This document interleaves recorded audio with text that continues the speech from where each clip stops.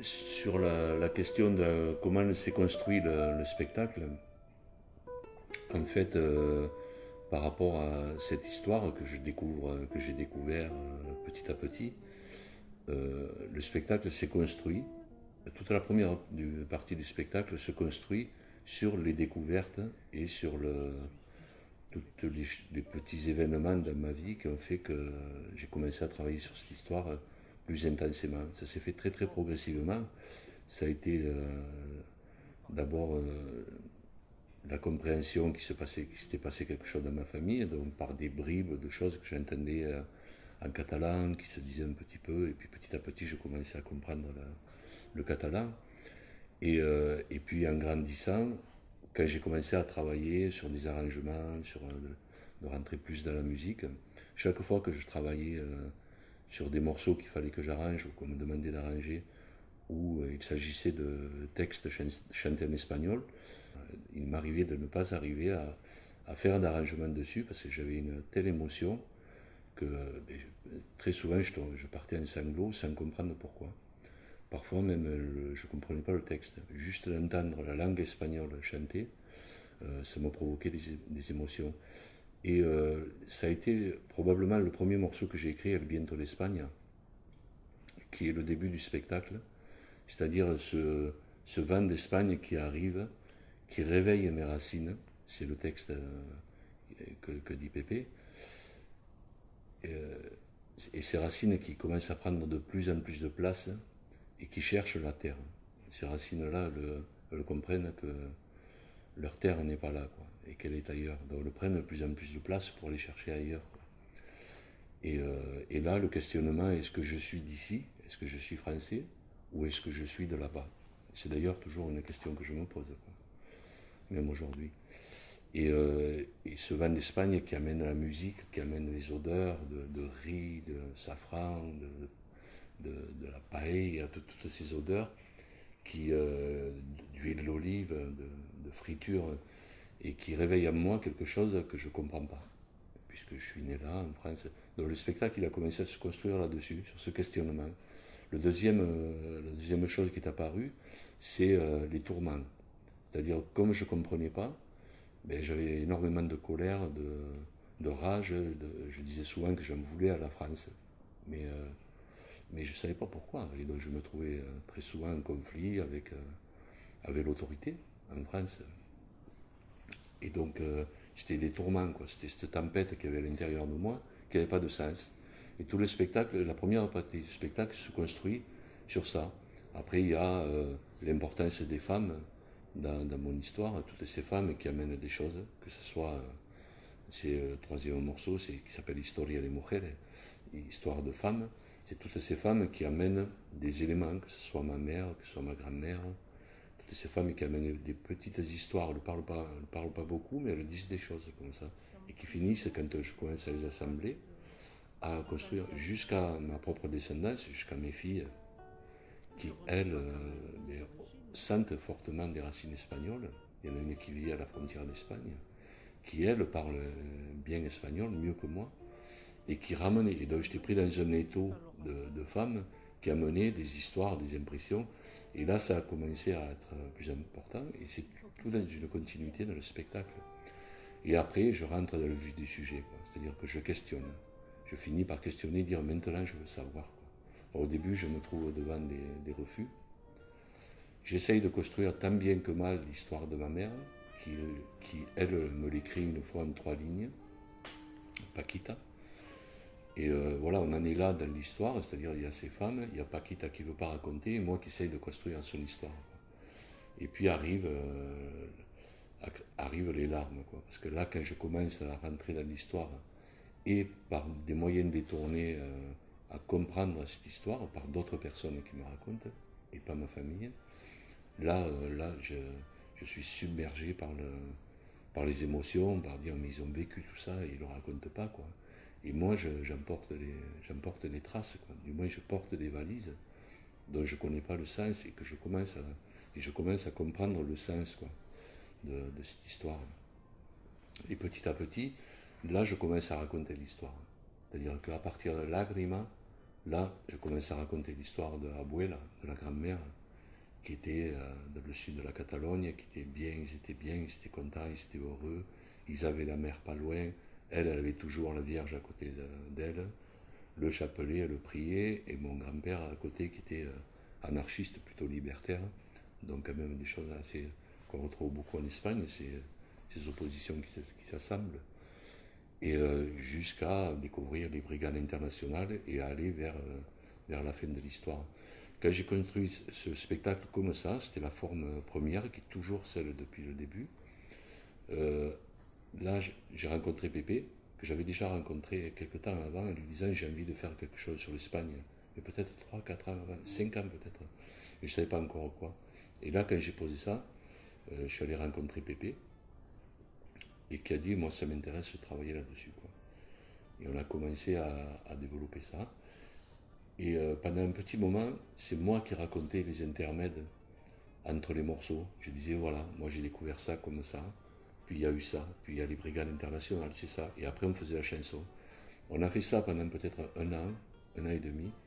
Et après, pour moi, ça devenait insupportable.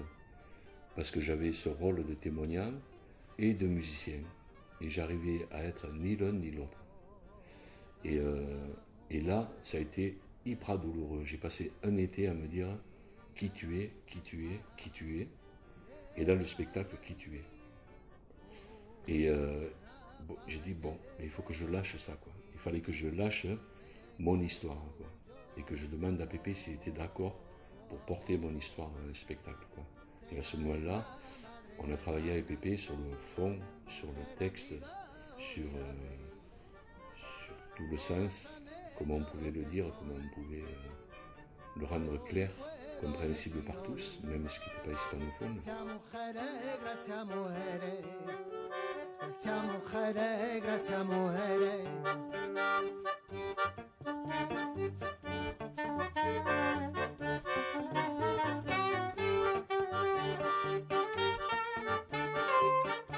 Ouais, ça, du coup, j'ai dû. On a travaillé aussi sur la langue catalane. Parce Oui, que aussi. moi, je parle pas le catalan. Oui. Donc on a fait un travail là-dessus aussi, qui était super parce qu'on a travaillé avec José. Oui, alors José, excuse-moi, je te coupe, hein, Ouais, mais vas-y, là il vas-y. y a quelque chose d'important quand tu as commencé à travailler sur la langue catalane, c'est que Pépé, comme il est très précis, il voulait comprendre exactement comment on disait les mots, qu'est-ce que ça voulait dire, hein, tout ça. Et puis, j'avais ce catalan que ma mère parlait parfois, et puis que quand elle a commencé à parler, elle m'a dit des choses en catalan. Et là, on s'est rendu compte qu'il ne parlait pas réellement catalan, et que c'était un mélange de catalan et de valencian. Et quand on a été voir mon ami Jo, républicain espagnol, on l'a rencontré. Moi, je le rencontre encore souvent. C'est un libertaire, un républicain, voilà, qui est porteur de l'histoire de la mémoire. Et il m'a dit, mais Chiquette, Chiquette, c'est pas catalan. Il dit, c'est valencian. Et quand j'ai ramené ça à ma mère, elle m'a dit, mais ton grand-père, on habitait en Catalogne. Et lui, il était valencien. Donc ce sont deux langues très proches, mais qui, sur certaines expressions, ont des différences. Donc il a fallu encore travailler sur le texte. Là, tu peux le dire, Pépé. Ouais, moi je l'ai un peu dans l'oreille quand même le catalan parce que j'ai de la famille qui habite là-bas. C'est la famille andalouse, qui sont d'origine andalouse, mais qui habitent maintenant à Barcelone, quoi, à côté de Barcelone. Et comme moi j'y allais étant petit tous les étés, donc je l'ai quand même dans l'oreille parce que j'entends. C'est surtout dans les commerces que tu entends parler. Enfin, à l'époque, tu entendais parler catalan, quoi. Parce que maintenant, ils parlent beaucoup plus catalan qu'avant, hein. Mais, Maintenant, oui. c'est beaucoup plus. Ils sont un Tu peu vois, durs d'ailleurs avec ça. Ouais. beaucoup plus affirmé, beaucoup plus. Bon, ils revendiquent plus cette langue qu'avant, quoi. Mais du coup, moi, tout ça, en fait, ça m'a. Ça m'a impliqué, en même temps, ça m'a conforté dans cette idée que c'est une grande famille. Que ce soit catalan, andalou, enfin voilà. Les Espagnols qui ont vécu cet exode, ce malheur, quoi. Et puis le fait que tu t'appelles Diaz et que ma mère s'appelle Diaz aussi, tu sais, tout ça, ça faisait que, bon, voilà, il y avait tout qui faisait que forcément j'étais impliqué dans cette histoire et forcément j'allais faire quelque chose avec toi, quoi.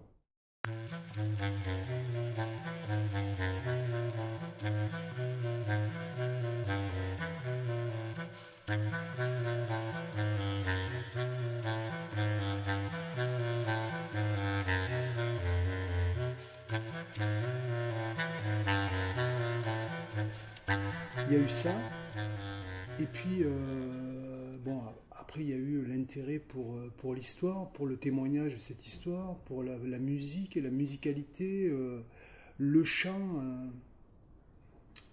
Ça permettait aussi le fait que j'ai une voix plutôt typée du sud. euh, Tout ça faisait que ça rassemblait. Ça coupe les Tu vois, frontières. ça rassemblait, voilà. Ouais. Et ça permettait de raconter une histoire un peu plus ouverte, quoi. Même si c'est ton histoire, c'est aussi l'histoire de chacun. Ouais, Et c'est ça qui m'a touché, moi, je me suis senti concerné, quoi. Et je me suis investi parce que c'était aussi mon histoire. C'était aussi l'histoire de ma famille, quoi. Ouais. Et d'ailleurs, ce que tu racontes, ça ressemble beaucoup à ce que ma famille a vécu. Hein. C'est pratiquement la même chose. Ce que je voulais dire aussi, c'est que dans le spectacle, je dis je suis fils de réfugié et je ne le savais pas. En fait, je viens un peu en complément parce que moi, je le savais que j'étais fils de réfugié, mais j'avais pas eu l'occasion de le dire.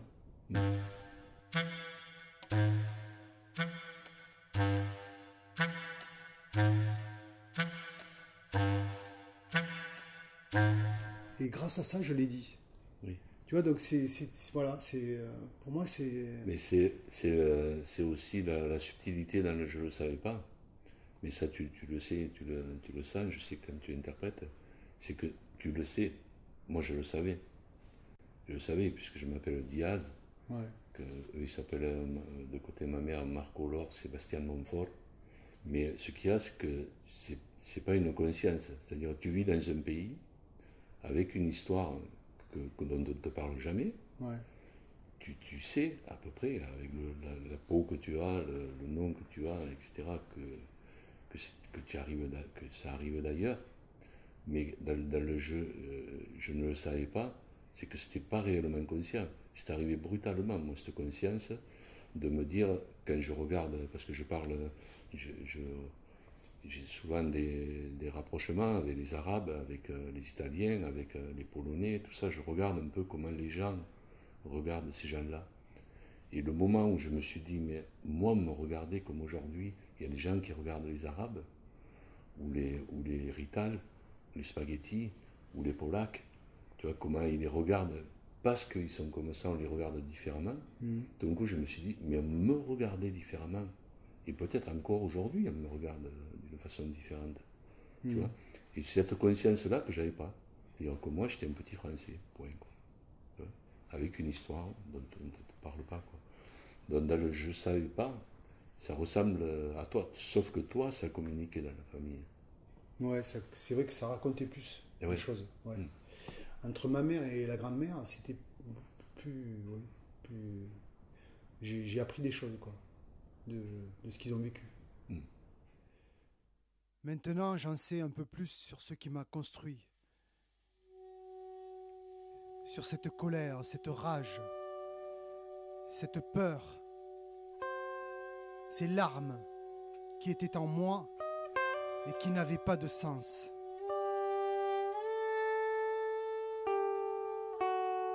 Je peux chanter aujourd'hui la crasse, la rage et la gale que ma famille a connue. La peau écorchée par cette brosse mécanique. En ce qui me concerne, ça a été un exutoire, ça c'est sûr. C'est sûr, c'est-à-dire quand on a eu fini la création qui était, où on était 10, je me suis senti vraiment léger. Je me suis fait une psychothérapie de groupe avec que des amis autour, beaucoup beaucoup de soutien, beaucoup de silence dans le travail. Vraiment un truc magique, quoi. On était 15, quoi, à travailler sur le 10 sur scène, plus 5, 2 techniciens, 2 regards extérieurs, un cuisinier. On était 15 très soudés pour travailler sur ça, et moi au milieu en train de faire ma thérapie, quoi. Et quand on a fait la représentation, moi ça, je veux dire, cette histoire, c'est pas la mienne, quoi. C'est celle de ma famille, quoi. Et j'ai envie de la raconter parce que eux, ils ne le font pas. Pour tout un tas de raisons. Ils ne la font pas juste pour pas que je sache ou qu'on sache. Il y a des raisons multiples que je pourrais définir, mais voilà, ils avaient leurs raisons pour ne pas raconter, quoi. Je pense que c'est pour pas continuer cette souffrance qu'ils ont vécue. Oui. En gros. On le dit dans le texte. Ouais. Alors, il y a la pudeur, il y a pas transmettre la souffrance, surtout que les autres ne sachent pas. Ce truc-là, ça sert à rien, c'est passé, quoi. C'est souvent ce que dit Paquita, quand elle ne voulait pas parler, elle me disait, c'est le passé. C'est le passé, maintenant, on n'en parle plus, quoi. Et moi, je disais, mais moi, je veux que tu m'en parles, quoi. Parce que je le sens, et il n'y a pas d'image, il n'y a pas de mots, il n'y a pas de son, il n'y a rien, quoi. Il n'y a que des impressions. Et les impressions, j'arrivais à m'accrocher à rien, quoi. Mais je ne sais pas si c'était une thérapie pour toi, Pépé. Ouais, et avant de dire par rapport à moi, ce que tu as dit tout à l'heure, moi je l'ai ressenti le soir de Clermont-Lérault, quand tu as fait monter ta mère sur scène et qu'elle a salué avec nous. Et là, je me suis dit, on est arrivé à quelque chose. On est peut-être arrivé à ce qu'on voulait, quoi. Je ne savais pas trop à quoi ça correspondait, mais pour moi, c'était... Même si après on continue à jouer les spectacles, pour moi, c'était là que c'était important, quoi. Tu as eu une image, d'ailleurs, à la fin, parce que moi, j'ai trouvé minable la façon dont ça s'est fait, mais minable. Je me suis dit, putain, comment tu traites ta mère, tu vois. Parce qu'il était prévu, on n'avait pas prévu que Paquita allait monter. Et donc, Elisabeth, notre tour manager, elle devait, avec une autre personne, amener un escalier. Et moi, je devais juste faire un signe à Paquita, monte. Je savais qu'elle refuserait, mais il y avait ma soeur à côté qui l'aurait poussée, quoi. Et elle devait monter par l'escalier. Sauf que quand je lui ai dit monte, elle a bondi du fauteuil. Et l'escalier n'est pas arrivé, quoi. Elle a sauté sur la scène qui était à 1,20 m de haut, tu vois, elle a 83 ans, quoi. Et à la fin, Pépé, il me dit, putain, ça c'est bon, ça. Alors j'ai dit, quoi? J'ai dit, putain, c'était nul, quoi, qu'elle soit pris l'escalier, tu vois. Il me dit, c'est comme quand elle montait les camions. Putain, ça, hein? Ça m'est resté marqué, tu vois, à vie, quoi. Et je dis, mais ouais, t'as raison, quoi. Elle a rattrapé le camion, quoi. Elle a refait l'histoire, quoi. Pour rejoindre sa descendance, c'était super fort, quoi.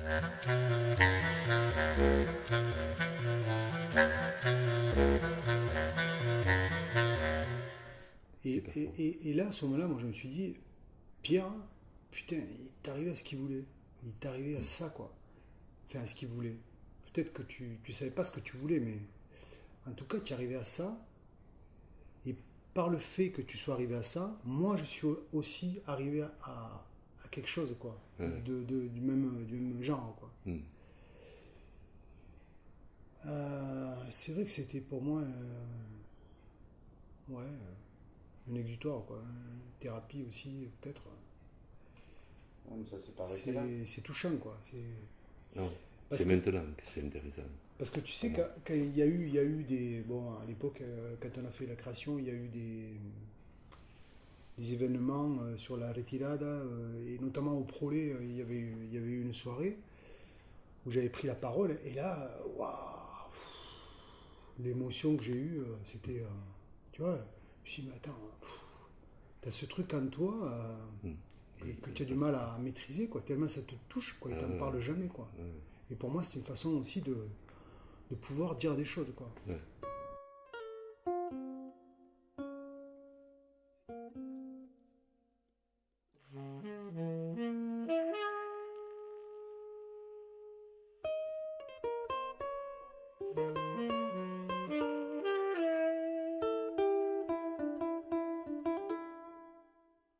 C'est sûr.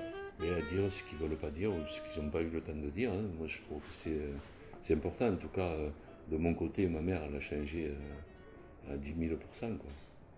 Et tout ce que le cachait depuis 70 ans, plus de 70 ans qu'elle est en France, c'est-à-dire toutes les amitiés qu'elle a liées avec les gens ont découvert 70 ans après, quand j'ai fait le spectacle, qu'elle était espagnole. Bon, avec le nom, ça aurait pu interpeller, mais bon, comme j'étais marié avec mon père, je ne savais pas son nom de jeune fille, quoi. Et qu'elle était réfugiée politique. Et ils l'ont appris 70 ans après. Elle l'a caché à tous ses amis, quoi. Et à nous, plus ou moins. Et à partir de là, ça a basculé. Ça a basculé pour elle, c'est-à-dire qu'elle en a fait une fierté. À partir du moment où elle a rattrapé le camion à Clermont-Lérault, mais elle en a fait une fierté. C'est-à-dire que tout ce que je récolte encore aujourd'hui, moi je récolte des documents, je récolte des films, des photos, des livres, elle lit tout. Tout ce que je récolte, elle lit tout. Elle me dit, tu m'as fait une copie de ça. À la place de regarder Plus belle la vie, qui est un monument pour elle, ben, on va regarder la guerre d'Espagne. Alors il y a une curiosité, c'est qu'elle veut faire voir ça à sa sœur, qui était dans le même exode, mais qui avait 3-4 ans de moins. Et sa sœur ne veut pas. Elle ne veut rien voir. Et elle me dit chaque fois, c'est curieux, hein, ma reine, elle ne veut pas regarder. Je dis, ben, elle a peur, hein. Peut-être qu'elle a dépassé cette peur, quoi. Elle a peur.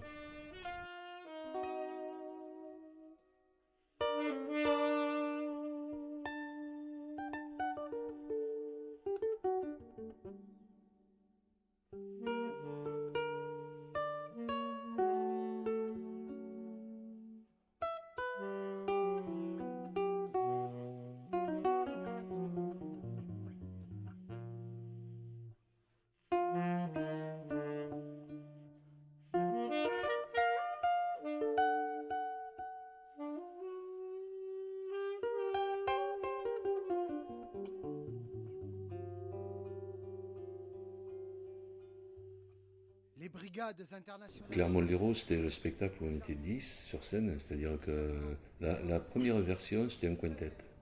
Moi, je voulais un quintet avec des gens que j'aime, et je savais qui porterait ça, c'est-à-dire Michel Bismuth à la contrebasse, parce je sentais Michel avoir des racines vers ça, quoi. Parce que Michel, bon, Bismuth, bon, la Tunisie.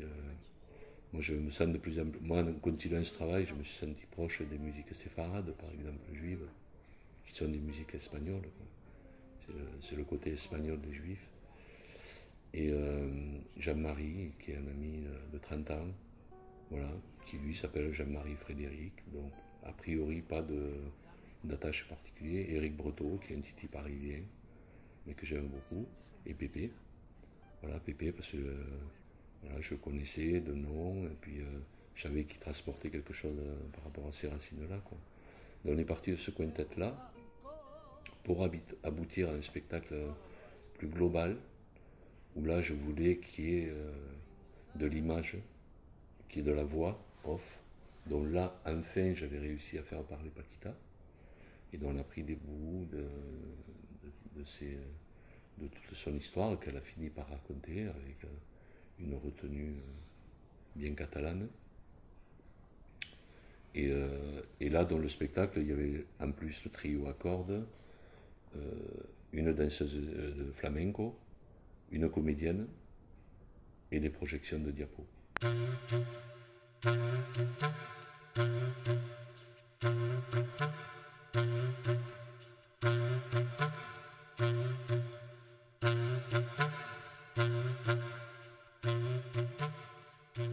Oui, donc de cette version à 10 sur scène, plus de techniciens, plus de regards extérieurs, etc., qui était une version lourde, donc économiquement difficile à faire tourner. Il s'est présenté deux événements dans cette difficulté de faire tourner et le quintet et la version à 10 plus les techniciens. C'est ta proposition d'enregistrer qui s'est présentée en même temps qu'une proposition sur le festival identitaire sur le Narbonnais, qui me demandait une version légère de ça, parce qu'on voilà, il fallait le mettre dans un contexte. Et version légère, je me suis dit, bon, qu'est-ce qu'il pourrait, comment on pourrait... Au début, ça s'est fait un petit peu par hasard. La version légère, j'ai dit, bon, ben, il y a moi, c'est sûr, il y a Pépé, mais qui après? Et donc j'ai fait un choix un peu douloureux, mais qui me semblait être le plus juste, quoi. C'est avec Jean-Marie, quoi, qui pouvait assurer bon, tout ce qui était harmonie, mais solo, accompagnement à la guitare. Et, et donc on est venu enregistrer chez toi, et juste après on a fait ce concert, donc ça nous a servi un peu de préparation, quoi. Tout s'est enchaîné comme ça. Et cette version-là, moi, je l'ai trouvée super intéressante dans un contexte économique, certes, mais pas que. C'était pas la version première, c'était pas la motivation première après d'avoir envie de continuer ce trio. C'est surtout parce que c'est plus dépouillé, c'est plus à l'essentiel. On a chacun une position claire, précise. Il n'y a pas comme dans le quintet de solo, comme le quintet était plus jazz, on va dire, quoi. Là, il y a vraiment une histoire qui est portée par trois hommes. Quoi. Trois hommes qui portent une histoire avec du texte, de la voix, du chant. Et c'est plus fort pour moi, cette version-là. Elle est plus forte. Elle a quelque chose de plus humain, de plus fragile et de plus fort en même temps. Je sais pas comment tu le perçois, toi, Pépé.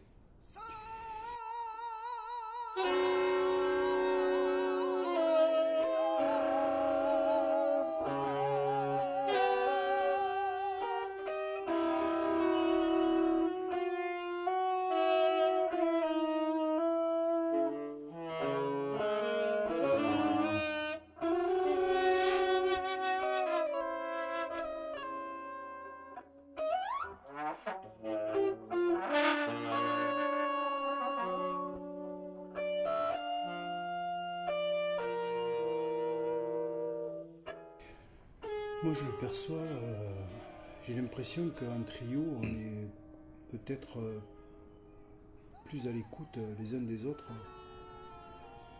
Parce que la moindre note,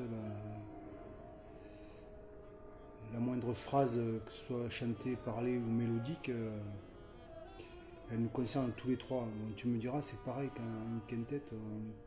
Mais je sais pas, j'ai l'impression qu'on est plus solidaire, plus concentré, plus...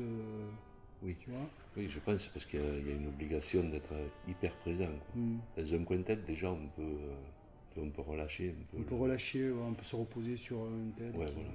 Et là, le trio, ça ne le permet pas. Quoi. Ça le permet pas. C'est 100% tout le long, pendant une heure. C'est hyper intense, quoi. C'est très émouvant. Il y a des impros, on a l'impression que c'est pas des impros. Tellement que ça fonctionne parce qu'on est à l'écoute. Ça chemine.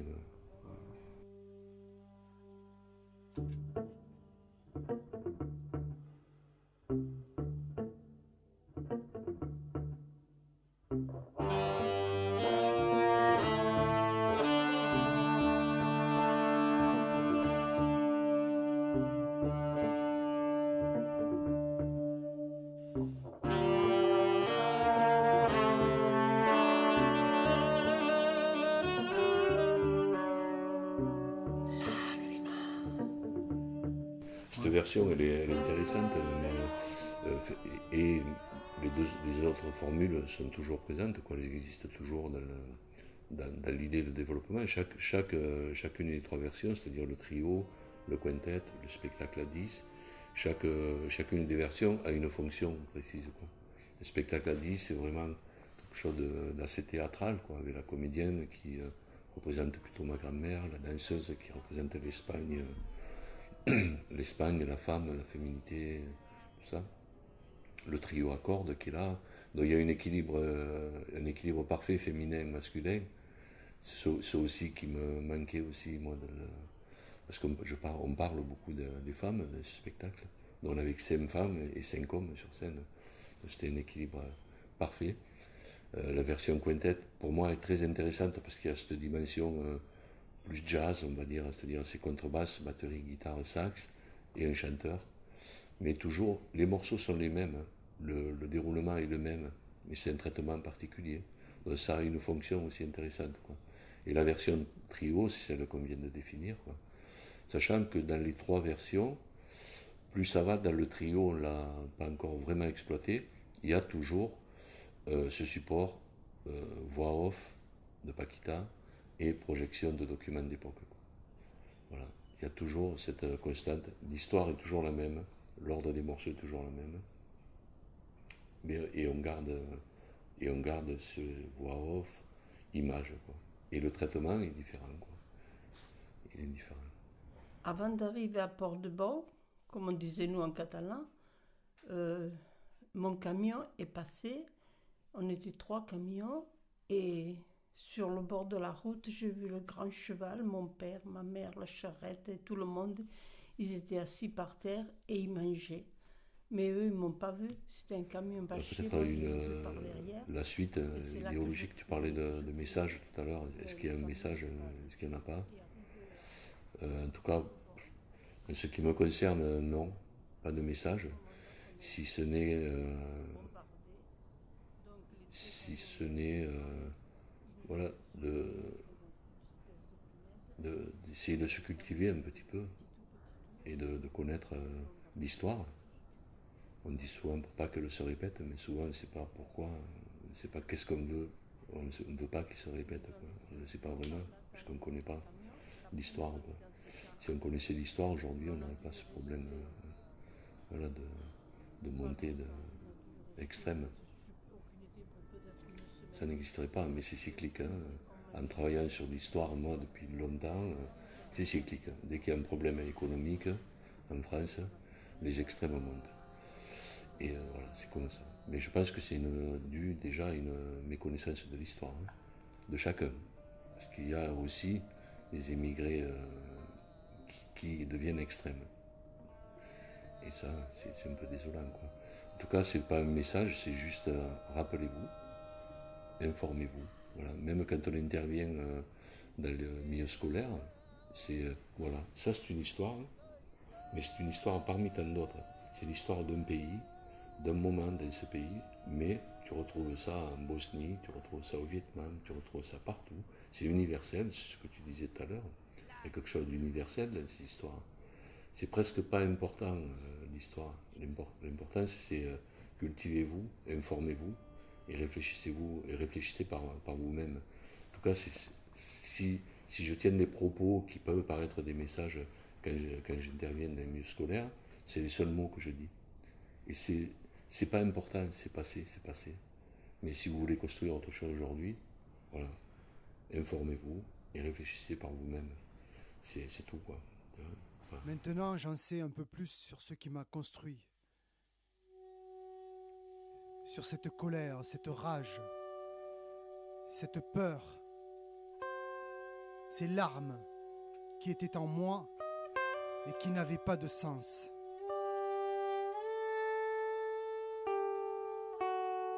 Je peux chanter aujourd'hui la crasse, la rage et la gale que ma famille a connue. Les projets, en tout cas pour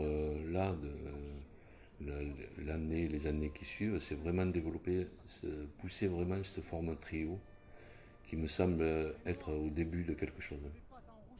Les autres versions étaient plus abouties et presque arrivées à leur maturité. Mais voilà, avec quelque chose de construit, de fait, qui était posé comme ça, qui me semblait pas pouvoir évoluer plus que ça, même, parce que il y avait un complément entre la danse, tout ça, tout trouvait sa place comme un échiquier. La version trio avait les 3 personnalités, Pépé, Jean-Marie et moi. Je sens vraiment émotionnellement et artistiquement que ça peut aller beaucoup plus loin, quoi. Et ça, j'ai envie de l'éprouver, de le sentir. Donc je pense que cette année, je mettrai plus des moyens pour qu'on arrive à faire tourner cette version-là. Mon pare i ma mare han fet moltes coses per a la França. Andando sucio cuando nuestra Cataluña el hambre al vientre,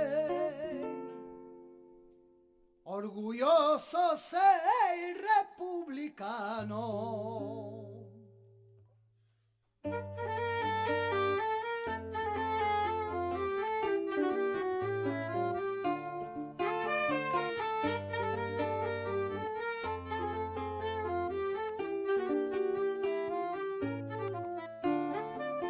La roña y la rabia, compañeras de viaje, la rabia y la roña, aumenta la arrogancia, la roña y la rabia,